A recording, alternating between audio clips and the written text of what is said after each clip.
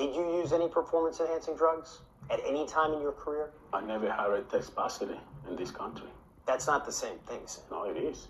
No. It is. Test It is. No, I'm just asking you. I never test positive, so. Well, according to the New York Times, you did test positive. Which Roger admitted to him using human growth hormones. Mr. Clemens, once again, I remind you, you're under oath. You have said your conversation with Mr. Pettit never happened. If that was true, why would Laura Pettit remember Andy telling her about the conversation? Once again, Mr. Commerce, I think he misremembers the conversation that we had.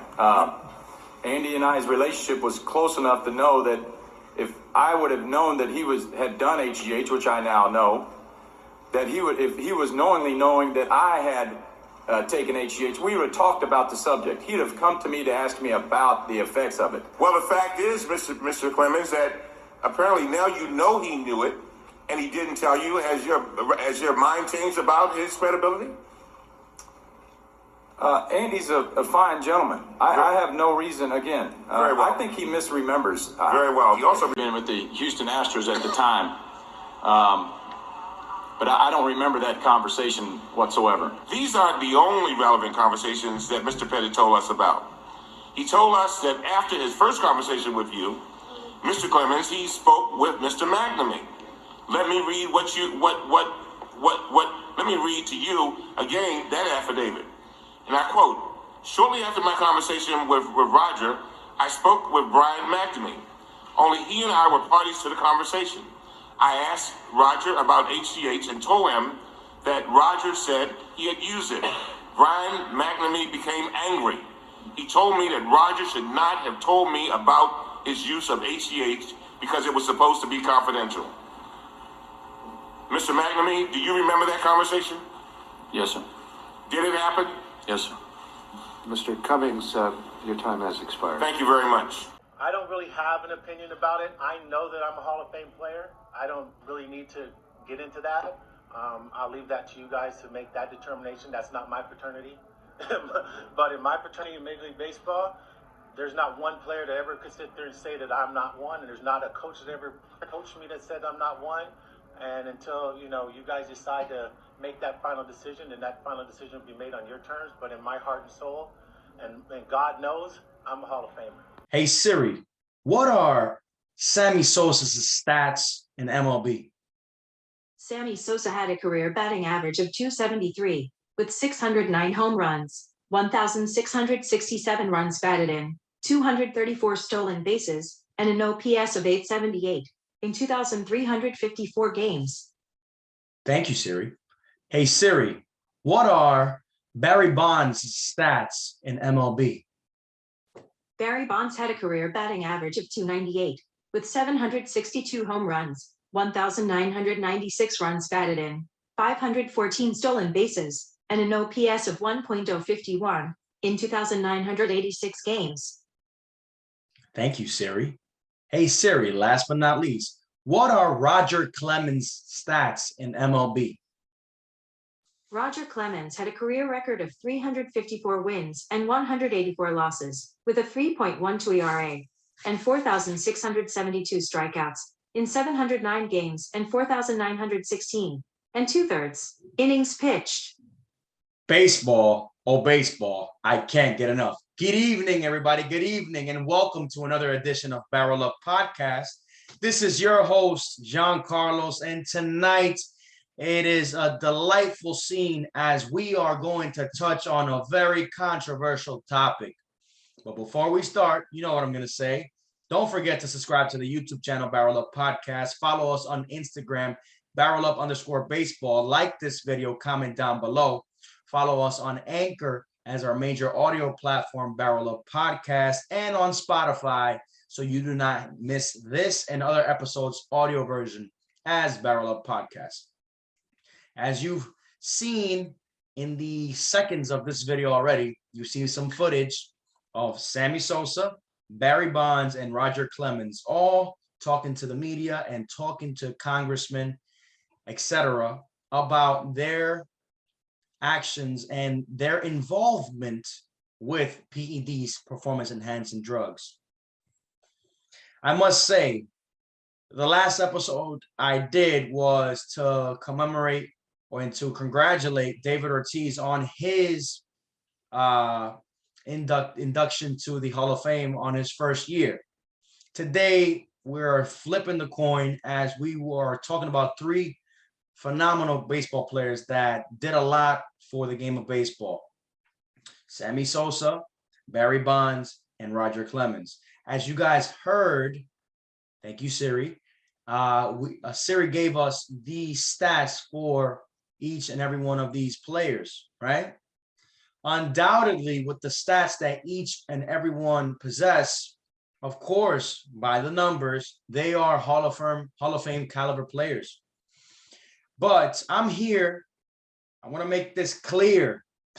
I'm not here to say, oh yeah, use steroids, use steroids, use steroids. No, right? We're going to decipher that.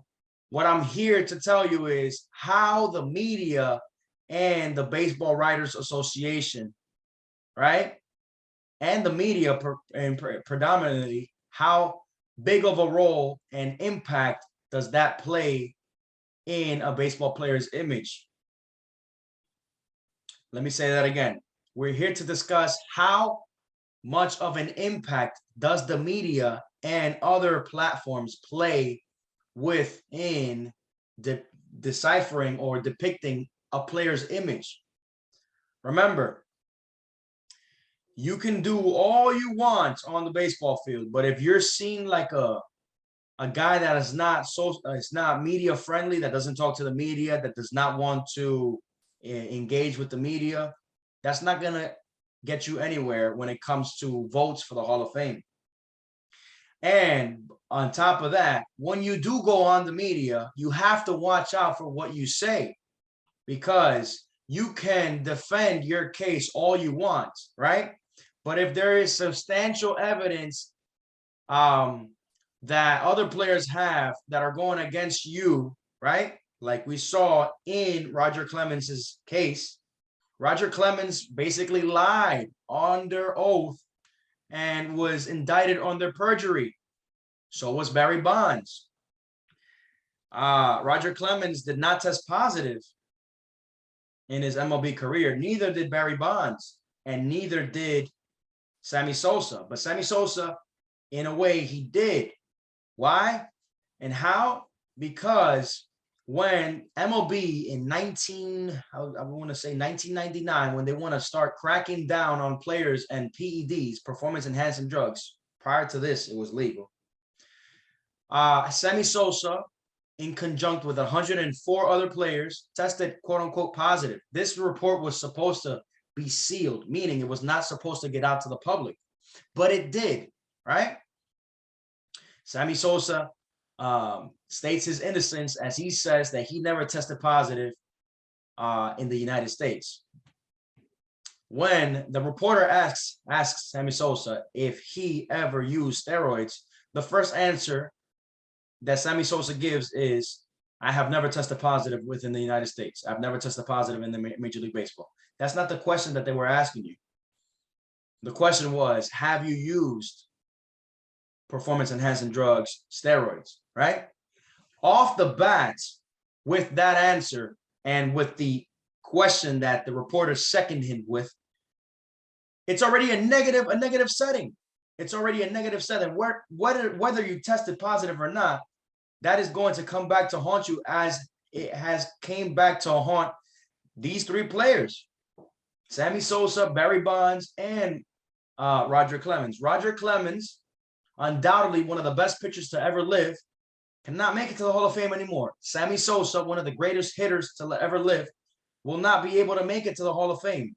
Barry Bonds, undoubtedly or arguably the best hitter to ever live, does not have a chance into making it into the Hall of Fame.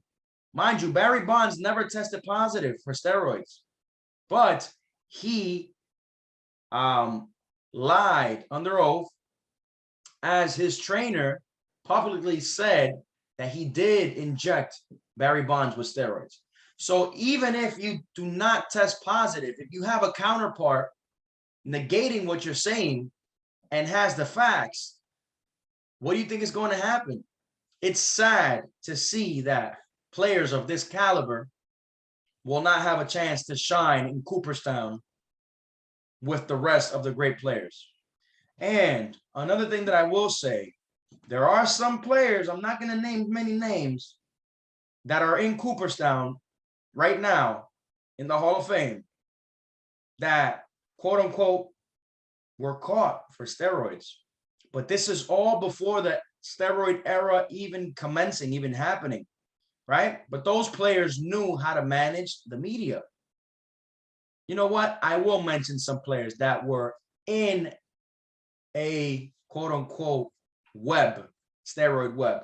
Not to say that they used, but there was rumors of them using or taking steroids, like Piazza, Ivan Rodriguez, Craig Biggio, all three Hall of Famers. What did they do differently from these three players?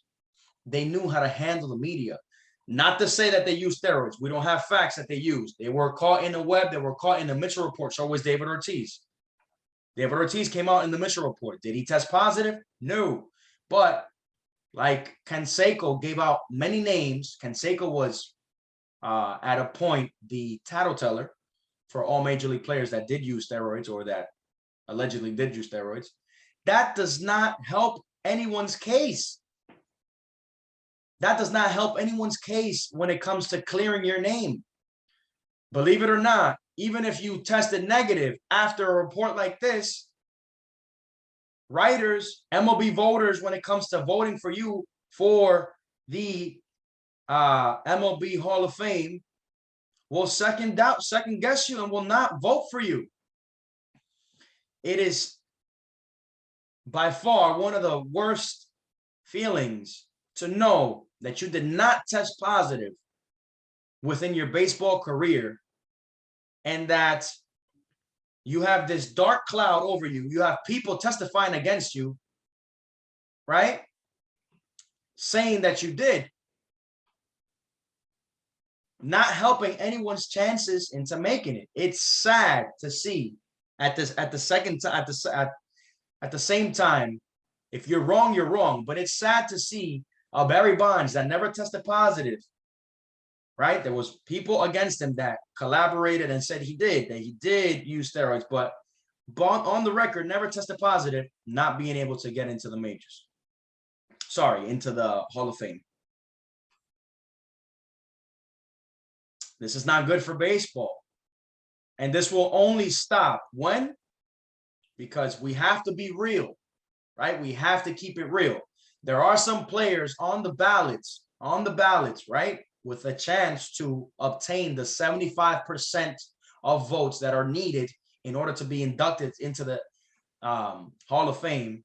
There are some players that are on that ballot that do have a chance to even get inducted into the Hall of Fame. We have an Alex Rodriguez who has tremendous numbers. He's on the ballot. We have a Manny Ramirez who's also on the ballot. They don't have the percentage per se as of right now. They still have a couple years to play with. Manny has 6. A-Rod just got on the ballot. This is all going to stop when a couple of voters or a group of voters actually vote a player like that into the Hall of Fame. I want to know your thoughts as to why or what's going on with these players. Is this good or bad for baseball? Barry Bonds not getting into the Hall of Fame. Sammy Sosa not getting into the Hall of Fame. Mark McGwire, what are your thoughts? And again, this is my take on everything. You have to know how to manage the media. The media, right? The media will portray whatever they want to portray. Whether you're right or wrong, there's no going back. And you can't say one thing on one channel and then say another on another. You can't say one thing on one interview and then say another thing on another interview. For example, Alex Rodriguez, when he initially said that he didn't take steroids, he had to years later start crying on national television and say, "Yes, I use steroids." Once you're seen as a liar, you're always a liar. And that's what's hindering a lot of players' chances into getting into the Hall of Fame. This is Barrel Up Podcast. I want to know your thoughts on this take, on what you think about these three players. Was it fair? Do they deserve a chance? Do they deserve to appeal? I want to know your thoughts. Thank you.